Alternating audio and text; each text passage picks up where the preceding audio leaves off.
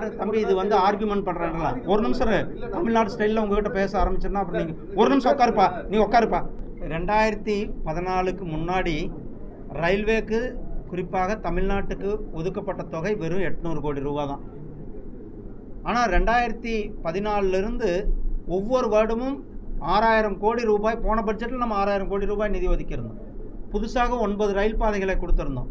இந்த பட்ஜெட்லேயும் கிட்டத்தட்ட 6000 கோடி ரூபாய்க்கு ரயில் பாதைகளை கொடுத்துருக்குறோம்.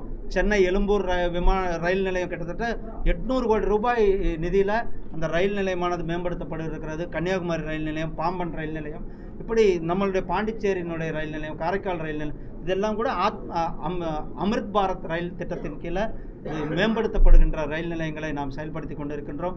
தமிழ்நாடு அரசாங்கம் முழுமையாக ஒத்துழைப்பு கொடுக்க வேண்டும், நிலங்களை கையகப்படுத்தி சீக்கிரமாக கொடுக்க வேண்டும் என்பதுதான் அவருடைய வேண்டும்.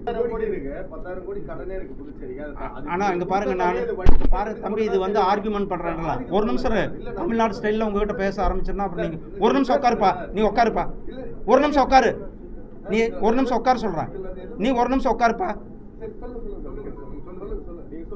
இவ்வளோ பெரிய ஒரு வரலாற்று சிறப்பு மிக்க பட்ஜெட்டை கொடுத்துருக்குறோம், இவ்வளவு நிதியை கொடுத்துருக்குறோம், வரவேற்க வேண்டும்.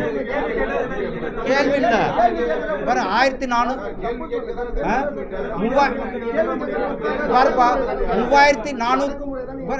ஆர்கியூமெண்ட் பண்ணக்கூடாது. மற்றவங்க யாருமே கேட்கல, நீ ஒரு ஆள் தான் கேட்கல. நீ ஆர்கியூமெண்ட் ஒரு நிமிஷம்ப்பா. எந்த மீடியா எல்லாருமே அமைதியாக இருக்காங்க, ஒரே ஆள் மட்டும் கேட்டுக்கிட்டே இருந்தா நான் சொல்லிட்டேன். நான் என்ன சொல்லிட்டேன்? ஒரு நிமிஷம் இருப்பா. நான் சொன்னேன், என்ன சொன்னேன்? முழுமையாக கேட்கணும், முழுமையாக கேட்கணும். நான் சொன்னது என்ன சொன்னேன்? பாண்டிச்சேரிக்கு தேவையான நிதியை நாங்கள் கொடுத்திருக்கிறோம். இன்னும் பாண்டிச்சேரி அவர்களுக்கு தேவையான என்ன நிதியை அவர்கள் கொடுக்கிறார்களோ அது மத்திய அரசு பரிசீலிக்கும். அவர்களுக்கு தேவையான அனைத்து உதவிகளும் நாம் செய்வோம்.